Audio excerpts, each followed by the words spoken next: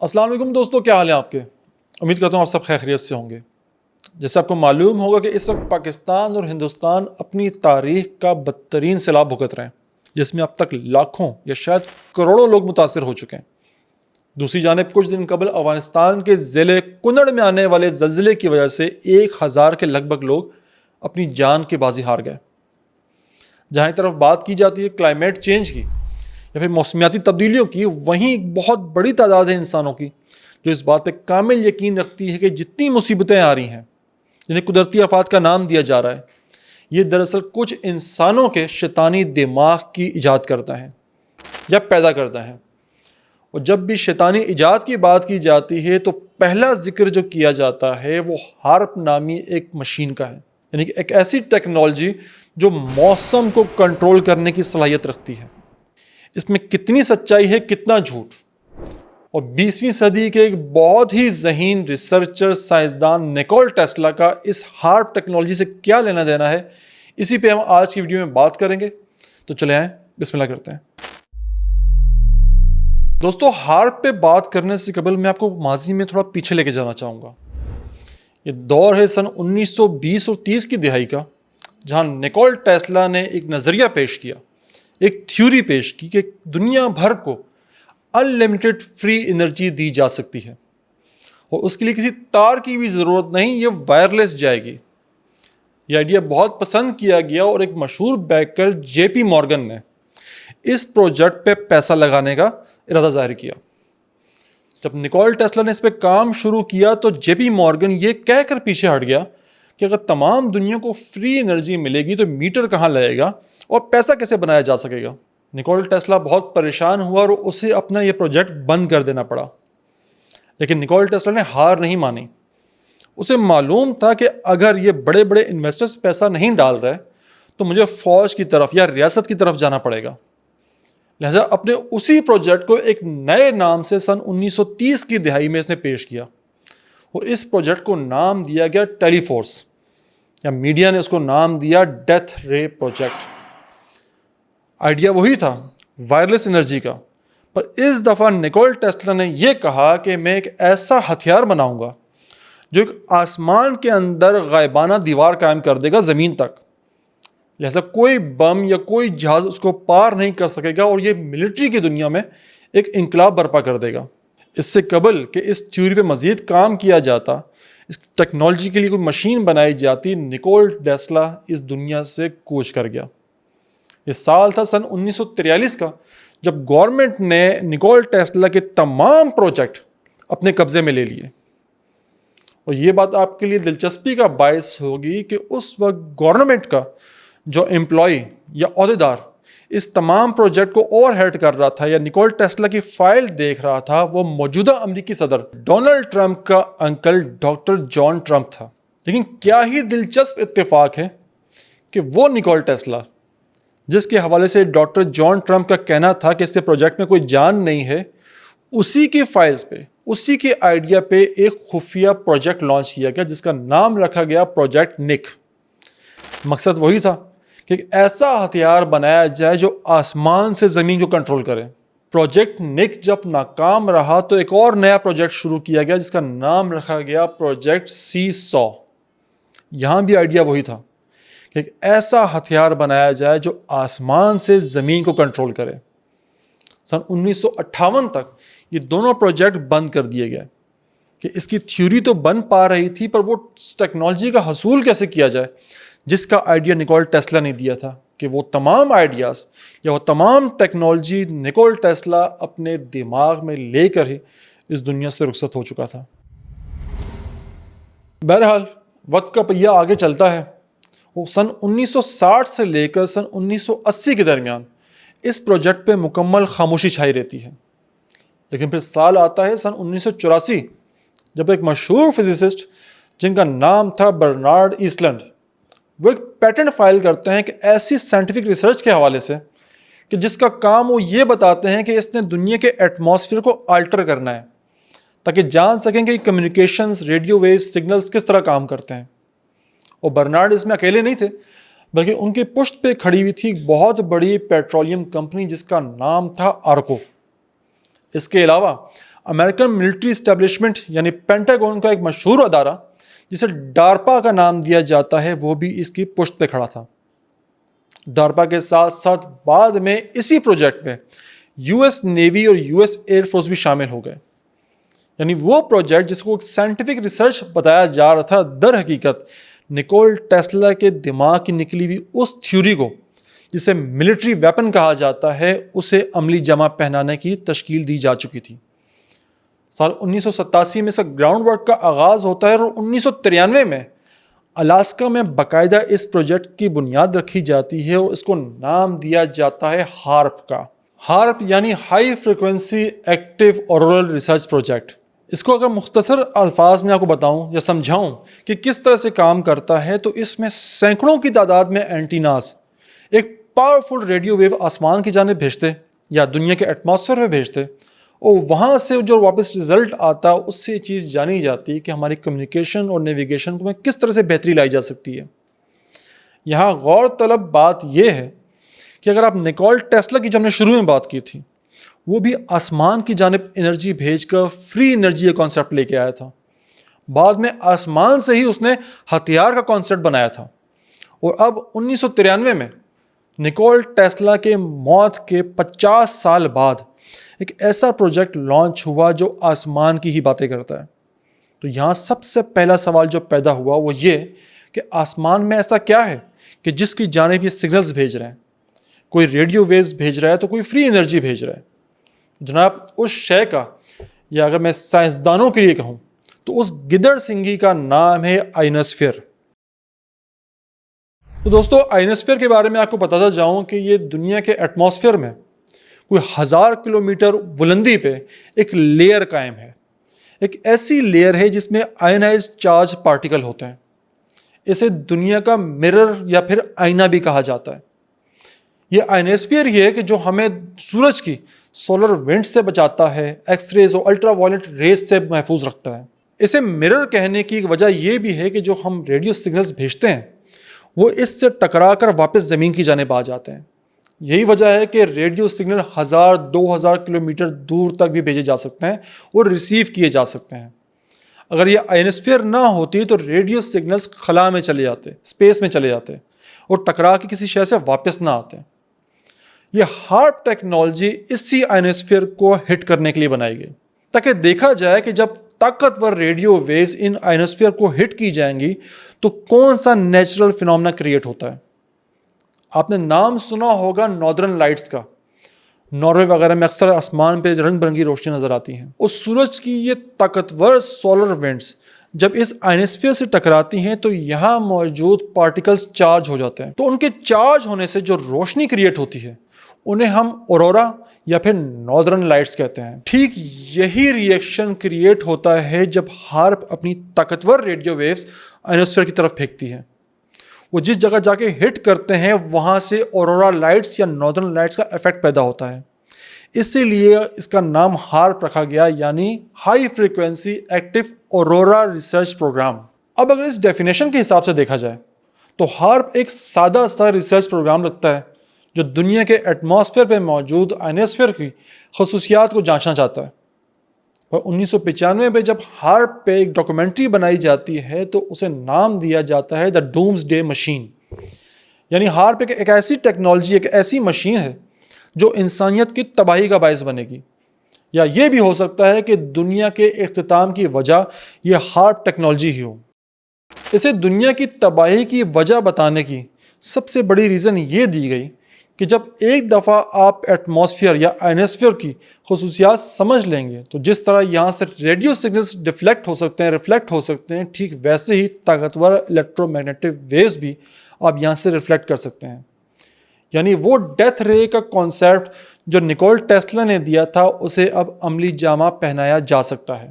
اس theory کو مزید طاقت تب ملی جب 1997 میں امریکہ کے ڈیفنس سیکریٹری ولیم کوہن نے ایک بیان دیا اور یہ کہا کہ دنیا کو آنے والے دنوں میں ایکو ٹائپ ٹیررزم کا خطرہ ہے، یعنی موسمیاتی ٹائپ کی دہشت گردی کا خطرہ ہے۔ اور اب تک یہ باتیں بھی ہونا شروع ہو چکی تھی کہ جس طرح آئنوسفیئر کو کنٹرول کر کر ڈیتھ رے کا کانسیپٹ زندہ کیا جا سکتا ہے، ٹھیک اسی طرح جو دوسری تھیوری پیش کی گئی وہ یہ تھی کہ بھلے ہارپ میں وہ کیپیبلٹی نہیں ہے کہ یہ ELF ویوز کریٹ کر سکے، لیکن جو اس کی طاقتور الیکٹرو میگنیٹک ویوز یا ریڈیو ویوز آئنوسفیئر سے ٹکرا کے واپس آئیں گی، ان میں ہی خصوصیات پیدا ہو سکتی ہیں ELF والی۔ اور یہاں میں آپ کو یہ بات بتاتا جاؤں کہ ELF یعنی ایکسٹریم لو فریکوینسی ویوز وہ ویوز ہوتی ہیں جو زمین کے اندر کے حالات معلوم کرنے کے لیے جانی جاتی ہیں، یعنی زمین کے اندر کوئی بنکر بنا ہوا ہے، کوئی اور چیز موجود ہے، اس کے لیے سائنسدان ریسرچرز ELF ویوز کا استعمال کرتے ہیں۔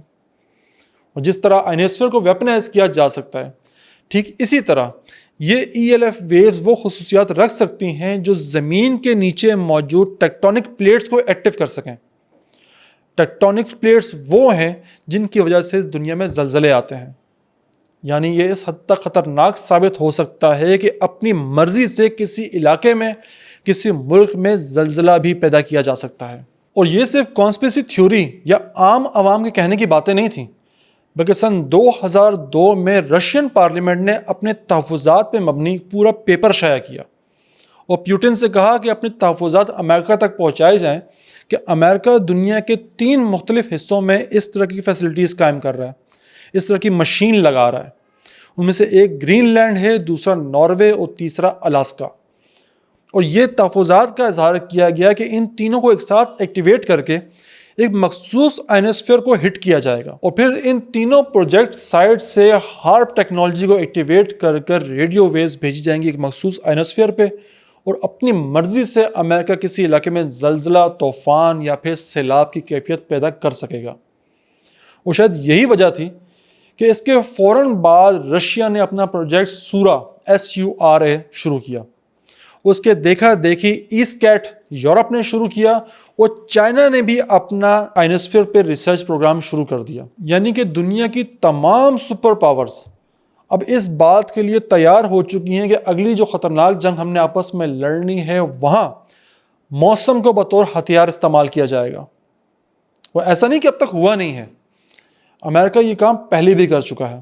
یہ سال تھا سن 1967 کا، جب ویتنام جنگ زور و شور سے جاری تھی اور امریکہ ویتنام کے فوجیوں کے گوریلا وار سے پریشان تھا اور چاہتا تھا کہ کسی طرح ان کا آمد و رفت کے روٹ کاٹے جائیں، ان کے چین اینڈ سپلائی کو ختم کیا جائے۔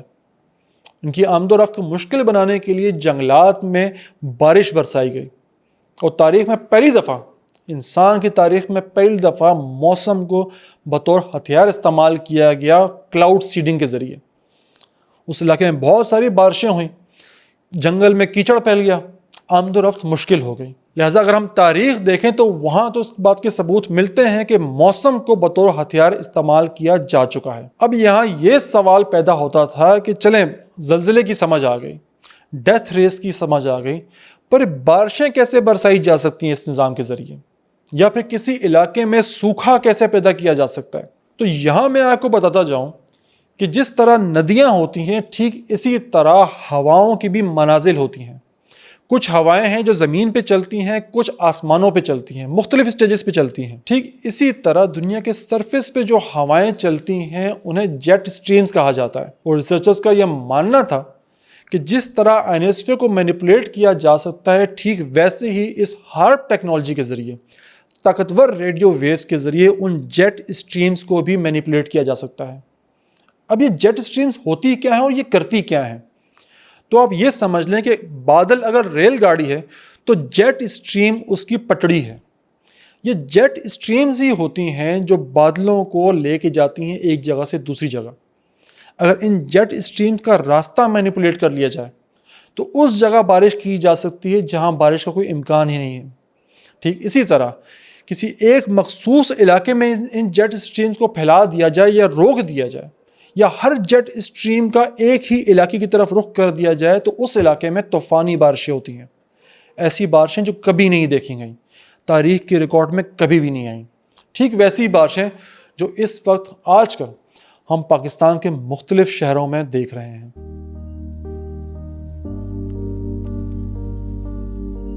موسمیاتی تبدیلیاں ہوں، بے وقت کی بارشیں ہوں، یا پھر زلزلوں کا آنا ہو، جب سے ہارپ ٹیکنالوجی وجود میں آئی ہے تب سے 3 مواقع ایسے ہیں کہ جب کہا گیا کہ یہاں پہ ہارپ کا استعمال کیا گیا ہے۔ پہلا واقعہ کہا جاتا ہے کیٹرینا نامی طوفان کا، جس کے بارے میں غالباً آپ سب کو یاد ہوگا کہ ایک بہت طاقتور طوفان آیا تھا امریکہ میں سن 2005 میں۔ اس کے حوالے سے کہا جا رہا تھا کہ اس کے پیچھے ہارپ ٹیکنالوجی کا ہاتھ ہے۔ دوسرا واقعہ پیش آیا ہیٹی میں آنے والے زلزلے میں، جس کے حوالے سے اس وقت کے ماہر جیولوجسٹ بھی پریشان تھے کہ اس زلزلے کا اس علاقے میں آنے کی کوئی تک بنتی نہیں تھی۔ سن 2010 میں یہ زلزلہ آیا تھا۔ اور تیسرا موقع جس کے حوالے سے کہا جاتا ہے کہ یہاں ہارپ ٹیکنالوجی کا استعمال ہوا تھا وہ تھا سن 2011 کا، جب جاپان میں سونامی آیا تھا۔ اس حوالے سے کانسپریسی تھیورسٹ کا کہنا ہے کہ اس وقت بھی اس جگہ بھی ہارپ کا استعمال کیا گیا تھا، اور اس کی ایک نشانی یہ بتائی جاتی ہے کہ جب بھی ہارپ ٹیکنالوجی یوز ہوتی ہے تو آسمان میں ناردرن اور سدرن پارٹ کے علاوہ باقی جگہوں پہ بھی آپ کو اورورا کے ایفیکٹس دکھائی دیتے ہیں، جو عام آنکھ سے تو دکھائی نہیں دیتے پر دوربین کے ذریعے دیکھے جا سکتے ہیں۔ اور اورورا ایفیکٹ کے بارے میں ہم ویڈیو کے آغاز میں بات کر چکے تھے کہ یہ تب پیدا ہوتے ہیں جب طاقتور سولر ونڈز یا پھر الیکٹرو میگنیٹک ویوز آئنوسفیئر سے جا کے ٹکراتی ہیں۔ اب بات کرتے ہیں اس تیسری وجہ کی جس سے لنک کیا جاتا ہے ہارپ کو۔ وہ تیسری وجہ ہے انسان کے دماغ کو کنٹرول کرنا۔ دوستو، جس طرح ایکسٹریم لو فریکوینسی کے ذریعے ٹیکٹونک پلیٹس کو ایکٹیویٹ کیا جا سکتا ہے، ٹھیک اسی طرح انسان کے دماغ کو بھی مینیپولیٹ کیا جا سکتا ہے۔ ایک دفعہ جب آپ انسانی دماغ کی فریکوینسی میچ کر لیتے ہیں تو اس پہ کانسپریسی تھیورسٹ کا کہنا تھا کہ ہارپ میں وہ طاقت ہے یا یہ وہ ایفیکٹ پیدا کر سکتی ہے کہ ایک بڑے مجمع کو کنٹرول کر سکے، ایک بڑے علاقے کو کنٹرول کر سکے۔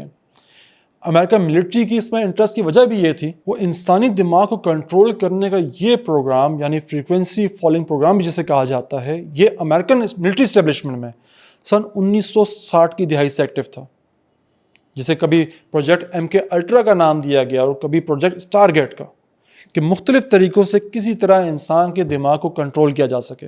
اور آخر میں جہاں اس کے نشان ملتے ہیں وہ اسی ہارپ ٹیکنالوجی میں ملتے ہیں، کہ کوئی مجمع ہو اور اچانک سے ان کو غصہ دلا دیا جائے، یا پھر کوئی فوج کی ٹولی ہو، بریگیڈ ہو، جسے کنٹرول کر کے ان کے حوصلے پست کر دیے جائیں۔ اگر ہم گزشتہ 10-20 سال کے واقعات دیکھیں تو ہمیں ایسے بہت سارے مواقع ملتے ہیں، واقعات ملتے ہیں جہاں کوئی مجمع ایک دم آؤٹ آف کنٹرول ہو گیا ہو، ایک دم سے ان کے رویے میں تبدیلی آ گئی ہو۔ اسے بھی ہارپ کے ساتھ جوڑا جاتا ہے اور اس کی وجہ بنتی ہے ہارپ سے پروڈیوس ہونے والی وہ ایکسٹریم لو فریکوینسی ویوز جو انسان کے دماغ کو مینیپولیٹ کرنے کی صلاحیت رکھتی ہیں۔ تو اب یہاں سوال یہ پیدا ہوتا ہے کہ کیا کوئی ایسی ٹیکنالوجی ایگزسٹ کرتی ہے جو موسم پہ اثر انداز ہو سکے؟ تو جواب ہے جی ہاں۔ کیا ایسی ٹیکنالوجی بنائے گی جس سے انسان کے دماغ کو کنٹرول کیا جا سکے؟ تو اس کا جواب بھی ہے جی ہاں، اس کی کوشش کی گئی۔ پھر آخری سوال یہ پیدا ہوتا ہے، کیا کسی ایسی ٹیکنالوجی کے ذریعے واقعی میں موسمیاتی تبدیلیاں پیدا بھی کی گئیں تاریخ میں؟ تو اس کے لیے ہمارے پاس کوئی واضح جواب نہیں ہے یا ثبوت کے ساتھ کوئی جواب نہیں ہے، بس سوال بہت سارے کھڑے ہوتے ہیں۔ یہاں ایک دلچسپ پہلو یہ بھی نکلتا ہے کہ سن 1920 کی دہائی میں نکول ٹیسلا نے جو آئیڈیا دیا تھا وہ 70 سال بعد سن 1990 کی دہائی میں قابل عمل ٹھہرا یا پھر گراؤنڈ ورک پہ آیا۔ اس سے پتہ چلتا ہے کہ آئیڈیا چاہے کتنا ہی عجیب کیوں نہ ہو، دنیا والوں کو کتنا ہی نہ سمجھ کیوں نہ لگے، لیکن اگر وہ دماغ میں آیا ہے تو وہ زمین پہ آنے کی صلاحیت بھی رکھتا ہے۔ ٹھیک اسی طرح جب ابن فرناس نے 9ویں صدی میں یہ کانسیپٹ دیا تھا، ایک تھیوری پیش کی تھی کہ انسان فضا میں اڑ سکتا ہے، لوگوں نے مذاق اڑایا تھا، لیکن پھر ہم نے دیکھا کہ 9ویں صدی کا وہ کانسیپٹ 20ویں صدی میں جہاز کی صورت میں سامنے آیا، یعنی 1100 سال لگے ابن فرناس کے دماغ کی اس ایجاد کو زمین پہ آنے پہ۔ لہذا اس میں کوئی شک نہیں ہے کہ وہ آئیڈیا جو نکول ٹیسلا نے سن 1920 میں دیا تھا آج 2025 میں نافذ عمل ہو یا پھر قابل عمل ہو۔ وہ اس میں بھی کوئی شک نہیں جو ہارپ کا جو بنیادی آئیڈیا ہے آئنوسفیئر والا، وہ بڑا بہترین ہے کمیونیکیشن کے حوالے سے۔ اور ہم جانتے ہیں کہ جب بھی انسان نے کوئی نیا آئیڈیا یا نئی ٹیکنالوجی ڈسکور کی ہے تو پہلا کام ہی انسان کو نقصان پہنچانے کا کیا ہے۔ اسی لیے موسم کی تبدیلی یا ایکو سسٹم کے ساتھ کھلواڑ کو کیوس تھیوری کے ساتھ جوڑا جاتا ہے، یعنی اگر آپ ایٹماسفیئر کو یا دنیا میں موجود کسی بھی نیچرل فینومینا کو چھیڑو گے تو آنے والے وقت میں بٹرفلائی ایفیکٹ نافذ ہوگا. وہ چھوٹی سی کی گئی آپ کی غلطی یا چھوٹے سے فائدہ حاصل کرنے والی وہ آپ کی غلطی دنیا کی یا انسانیت کی تباہی کا باعث بن سکتا ہے. دوستو ہارپ پروجیکٹ تو سن 2014 میں امریکن نیوی اور ایئر فورس نے الاسکا یونیورسٹی کے حوالے کر دیا، پر اب بھی یہ کہا جاتا ہے کہ جو مین ٹیکنالوجی ہے وہ امریکن ملٹری کے پاس ہے، وہاں تک عام پبلک کو رسائی نہیں دی گئی. اگر ہم ہارپ ٹیکنالوجی اور کانسپریسی تھیوری کو جھٹلا بھی دیں اور صرف انسانوں پہ آ جائیں تو پاکستان اور ہندوستان کے شہریوں کو یہ بات سوچنی ہوگی کہ وہ جنگلات کاٹ کر اپنی اور اپنے آنے والی نسلوں کے لیے مزید تباہی کا سامان پیدا کر رہے ہیں.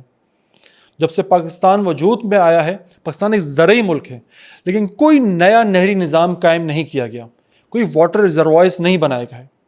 جہاں پہ نہری نظام ہونا تھا، جنگلات ہونا تھا، وہاں پہ کاٹ کاٹ کر سوسائٹیاں بنائی گئی، جنگلات کی لکڑی بیچ دی گئی. جسے پاکستان میں نہیں، ہندوستان میں بھی یہی ہوا. نتیجہ اس کا ہم آج بھگت رہے ہیں. دوسری جانب کہا جاتا ہے کہ شاید یہ بھارت کی سازش ہے، تو دوستو بھارت بھی اس وقت اسی طرح کے سیلاب کا سامنا کر رہا ہے. یہ اتنی بڑی تعداد میں پانی کا ریلا آ رہا ہے کہ کسی ملک کے لیے یہ سنبھالنا ممکن ہی نہیں ہے. اور پانی کے حوالے سے یہ بات یاد رکھیے گا کہ وہ اپنا رستہ بنا لیتا ہے. چاہے آپ لاکھ بند باندھو، لاکھ سوسائٹیاں قائم کرو، جب سمندر دریا بپھرتے ہیں تو انسان کی طاقت ان کے سامنے بہت چھوٹی لگتی ہے.